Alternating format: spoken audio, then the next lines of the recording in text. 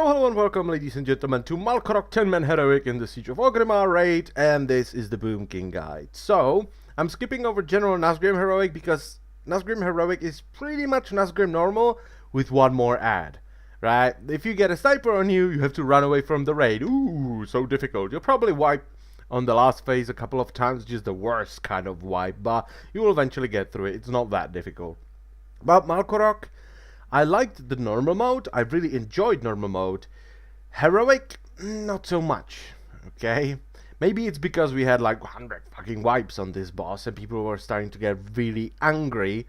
We were just like, oh, we need to kill this boss. People are getting really angry. This boss needs to die. But I think it's mainly because of the amount of RNG in this fight. You can do this fight properly and still die. You can still wipe. Right, you're like, oh, I'm soaking the puddle. You soak the puddle. You're like, yes, full health. Suddenly you get kicked up into the air and you're on 20% health. This happens twice and you're dead. And there is basically nothing you can do about it. Okay, I was pumping renewal. I was pumping instant healing touches after every soak. And I still managed to die if I got unlucky and I got kicked up into the air right as I soaked the puddle. So it was like, ooh, soaking puddle, boom, red shield. Renewal, instant healing touch, in the air, 50% health. Fuck you.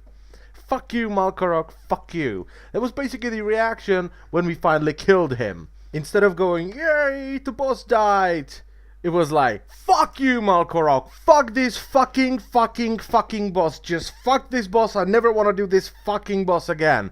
Fuck you, Malkorok. And that's enough of that. Let's talk about the talents. Displacer B is the only viable option for this boss. The one addition on this boss are these black balls that will spawn everywhere in the room and you can't touch them. So you can blink through them with Displacer Beast.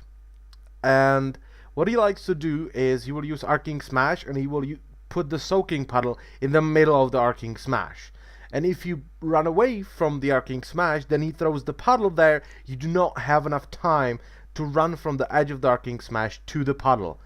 So don't Displacer Beast out of the Arcing Smashes. Just run away from the Arcing Smash. Once he throws down the puddle, then you can use Displacer Beast. But be careful.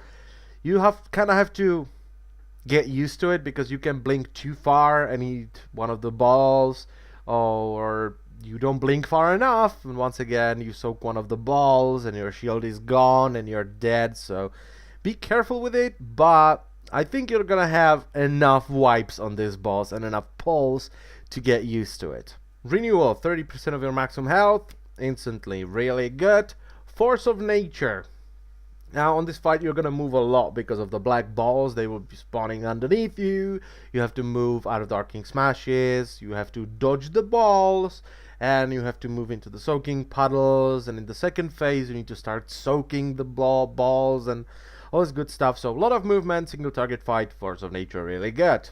And Vigil, because you can't really use Heart of the Wild. You can't stop doing DPS and start healing with Wild, because this boss is a massive DPS check. So Vigil, nice bursty healing, nice bursty damage. It's pretty good, even though from watching our wipes, it still likes to heal stuff like Army of the Dead from Death Knights, Elementals from Shamans, Mirror Images from Mages, and Pets from Hunters, and then occasionally it will actually heal raid members. Now, smart heals don't work properly on this fight. It's the same thing that happened on Tortoise. If someone is at 50% health and he has full shield, they will still focus him instead of someone who has full health and a really weak shield. So smart heals don't work properly. Good job, Blizzard. Now one really annoying thing on this fight, before I get into the tactics and stuff, is the legendary back. Okay, you're a Boomkin, you have these green massive fuck off wings and they block your vision. So if there is a ball spawning underneath you and you have this bloody effect going off, you won't be able to see it properly, which is really annoying. And if it's possible to get rid of that by like transmogrification or something, I would do that because it's just annoying. I would also recommend the Glyph of Stars, because if you're in Boomkin form, if you're not in Astral form, basically your toon is too fat and it's harder to see the balls forming underneath you. the effect is not that big. So I would recommend Astral Form for this fight. Now the first thing I want to talk about is the most important thing on this fight, and that is the soaking. You need to soak. Even if it means you will die, you just need to soak, because if you don't, more people will die. Okay? If you're like, oh, I should not soak this pool because it might kill me, it will explode and hit you anyway. But it will hit the other 9 people as well, or 24, doesn't really matter. And mistakes on this fight snowball horribly. Imagine this, you have 3 puddles, you need to soak them. One person fails to soak. That means that the entire raid will get hit by that puddle. Now, the 2 people that managed to get to the puddles will get hit twice and they will die. So one mistake by one person equals 2 people dead. So even if you're the only one who can soak the puddle and you know that puddle will kill you because you're on 20% health, you have red shield, do it. It's better if you die than the entire raid. Okay, if Malkorok is on 30% and you die because you soaked a puddle that would otherwise kill 5 people, they might still kill him.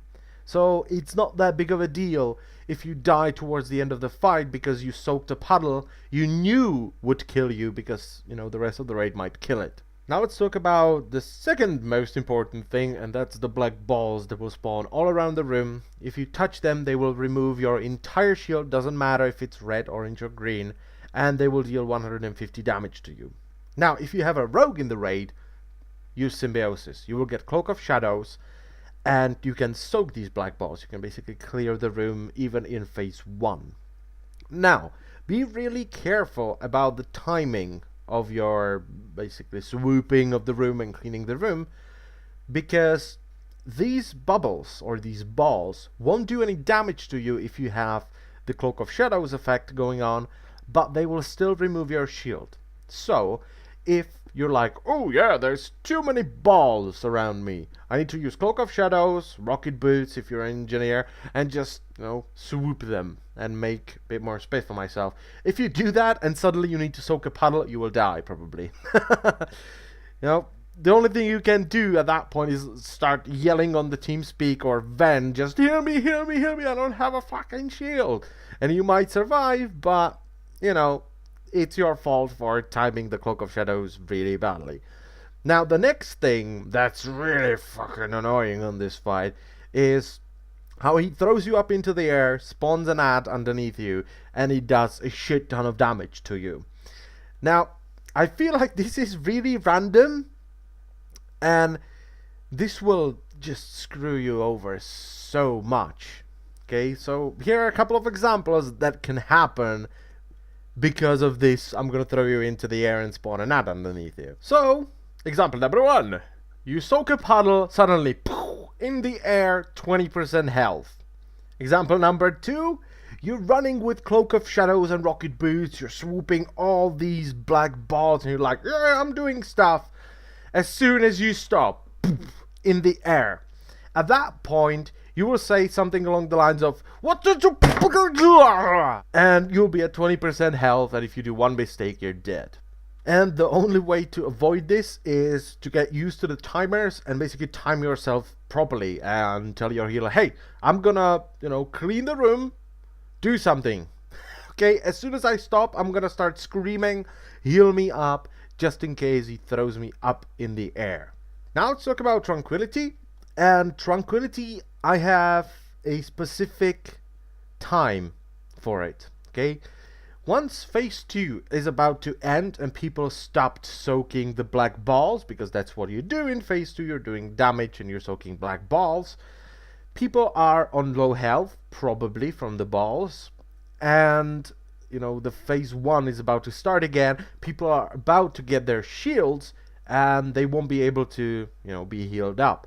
So at that point, before they get the shield again, I like to pop Tranquility, heal everyone up, and as they get the shield, the Tranquility is still ticking, and it will, boost them up to orange shield, or something like that. Now let's talk a bit more about phase 2. Now, there are 2 new things in phase 2. The first one is only your tanks will be soaking the cleave damage, so don't go anywhere near them.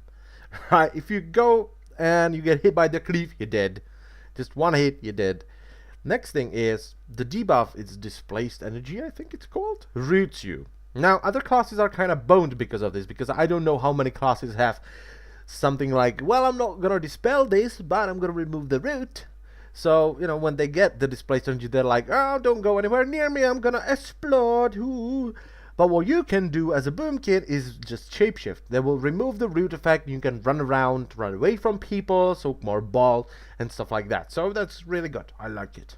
And the last Boomkin specific thing I want to talk about is rejuvenation. Keep it on yourself all the time, because you still have the ancient miasma that ticks on everyone all the time. So even if you have a green shield, but you know you're not getting healed because they think you have a green shield, the miasma will slowly eat it. By having rejuve on yourself all the time, ancient miasma might as well not just be there. It's not there, right? And it also helps your healers because they can focus on other people, you know, on tanks and stuff like that. So rejuvenation is really, really good. Try to keep it on yourself as much as possible. And as far as this boss goes, that's about it. You just need to do your thing. You need to do the DPS, you need to execute the tactic, and that's it. Once again, I thank you a lot for watching. I hope you liked this video. I wish you good luck. And I hate this boss. Fuck Malkorok. Bye bye.